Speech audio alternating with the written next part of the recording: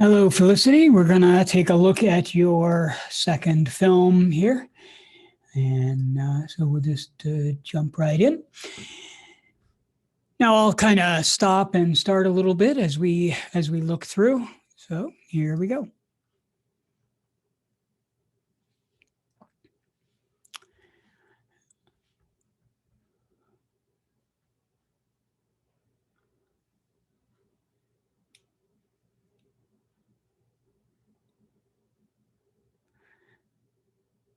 So there's a nice rhythm going on so far with the text. Maybe a slightly slow, but I like that you're giving it room. A lot of the pieces that we look at, folks will try to put the text up there way too fast. They don't give it any breathing room or time to read it. So I like what you're doing there. I think maybe we could put all the text up there in a plate rather than having it sort of come up one word at a time like that. Like maybe we could have the entire thing where it just says Clay Production presents, and then just have that come up the whole time, and then fade out like that, and then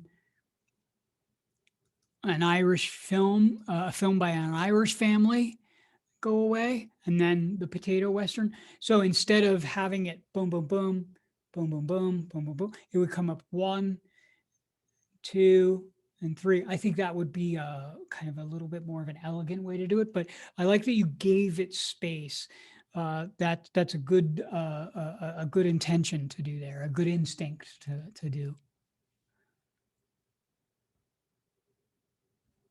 Kind of cute, funny.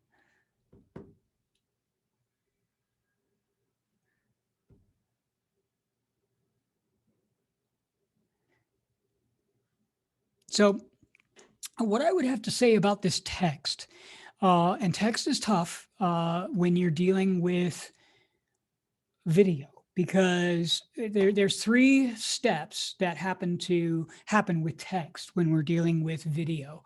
First, the audience sees its text, right? Second, they realize they have to read it. And then third, they go ahead and read it. There's those 3 things that happen. First, they see it. Second, they realize they have to read it. Then third, they do the reading.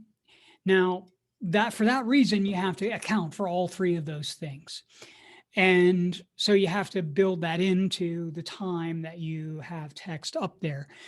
The other thing to consider is that we're looking at backlit text, which is a little bit difficult to read. So the size of your text is fine, it's appropriate. The thing that you've got here is, however, everything is all capital.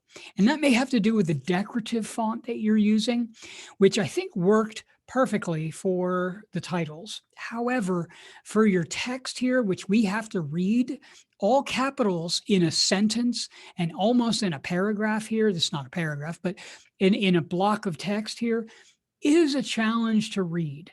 Because when we read, what we read is shapes. Believe it or not, a lot of people, when we read sentences, we're reading over the top of the letters. And so what we're reading are the shapes of those letters. And so when capitals, all caps create lines. So what we see here is this even line here, and it's much more difficult to read. So it will take us longer to read it.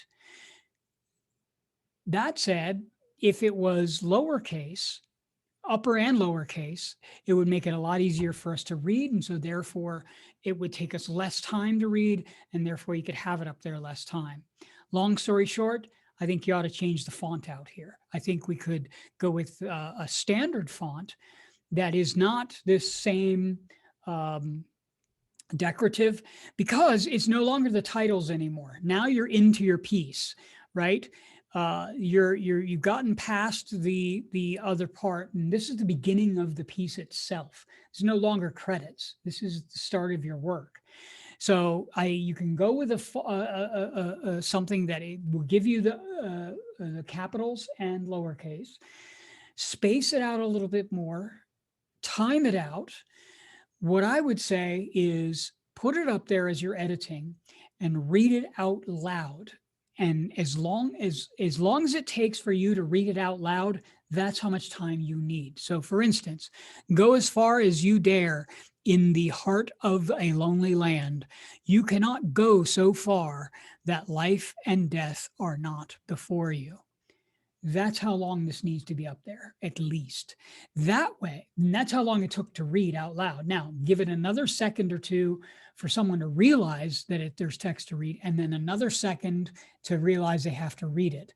So that's another maybe 2 seconds. So however long it takes to read it out loud, plus the amount of time it takes for them to realize they got to read it, plus the amount of time to recognize it's text to read, and that's the amount of time you have to have it up there. It's a tricky thing, and you have to test it out, and you have to do some experimenting a little bit there.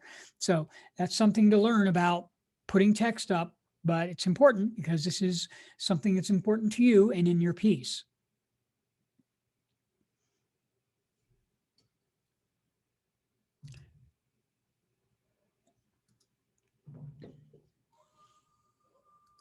So here we start with the footage, very nice black and white shot. And we'll just get into it, you know, and this might sound a little bit like I'm picking, but I'm just going to go through and help you out with some of the edits and some of this footage so you can move forward next time. And even if there's something minor, you might be able to check, like changing the font out on this piece to make it that much better. I'll point those out. So I like how it starts off and you got that sound, that little bump sound. That's cool. Good. Right? That starts us off with a good beat. Doesn't work all the time for everybody's. Not all the time can you start with video and start with a downbeat at the same time. Okay. However, it kind of, you were starting and the video was doing this at first and then you moved. Let's make a choice. Are we starting with a still shot or are we starting with a moving shot? It's kind of indecisive there, almost as you don't want to decide whether you want it moving or still there. Again, this isn't about nitpicking. This is about make a choice there, right? And I want you to make a choice because it matters. The audience is not going to pick up on what I just said. They're not going to pick that up, but they will feel it. They will feel a decision that you've made there. So, see there? So do you want this to open with the camera moving or do you want it to open with a still shot? If it's a still shot, we need to have a beat, 2, 3, then the camera moves. Or it opens and the camera's moving already, right? So make that decision and I think it will improve that opening shot.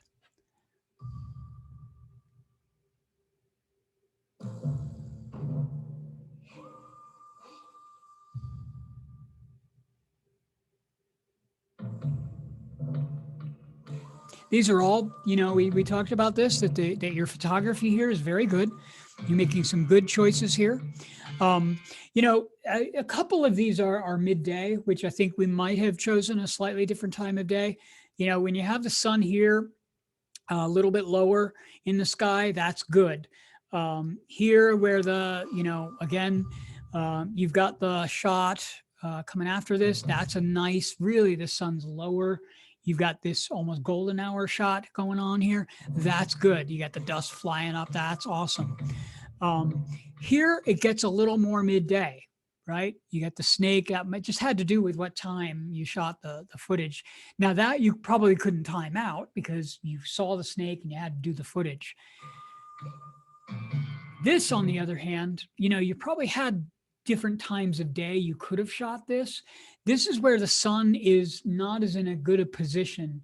Maybe a different time where they were facing in a different direction, more of that backlit short lighting kind of thing. Remember short lighting where the sun is not in the front, but it's slightly to the side and to the back, creating that more of an emotive quality. To mimic the first few shots would have been beautiful. Still, the movement is good. I like how they came right in there like that. It's quite nice. you're getting the slow motion. You're slowing down the footage a little bit. This is good. It's not so slow that it looks, like we're doing it. But it's enough that, that makes it feel articulated. See the backlighting there? That is good. That gives us that emotion that we're looking for. Even with the soft, you're out of focus here, but it doesn't matter because what we're creating is a quality of light there. So that works very well.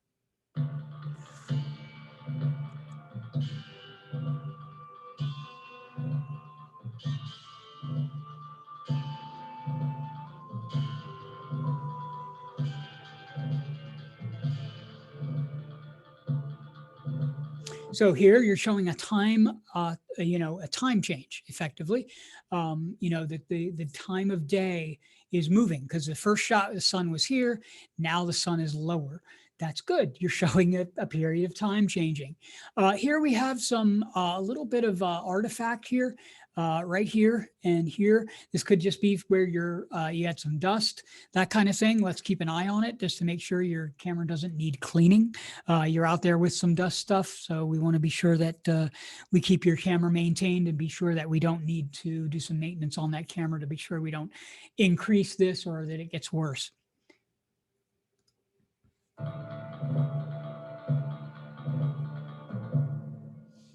Very good. So, you were doing some very interesting things there with, the time of day, the showing the transition of time, that type of thing. And the footage was really good. I thought you had a couple of shots there that could have been shot at different times. You had more of the harsh lighting, the short shadows and that kind of thing, which is more of the midday. But, you started with the sun at this level and then it kind of went lower, but then there were middle shots where the sun would have been higher. So those were kind of out of sequence. I think if we would have had all the footage that was between the sun being here and the sun being here, that would have remained more consistent throughout. You could have also maybe even added a little bit of a warm tint to the black and white and still gotten away with it. Not so much that it would have looked sepia, but just to warm it up just a little bit, I think it would have worked quite well. Your connection to the earth being the element that you're working with totally happens. You added water in there just as a secondary element, also happens to work quite well. So I think it's a beautiful piece that you created there. It feels almost like an opening to something else, which is fine. Keep that in mind. You can create these pieces that feel like you're anticipating something else. And that's good. Creating opening sequences can really help. So I'm interested in what you're going to be doing next. Seems like you're having fun with some of these pieces. So we will see you in the studio. All right. See you soon. Bye-bye now.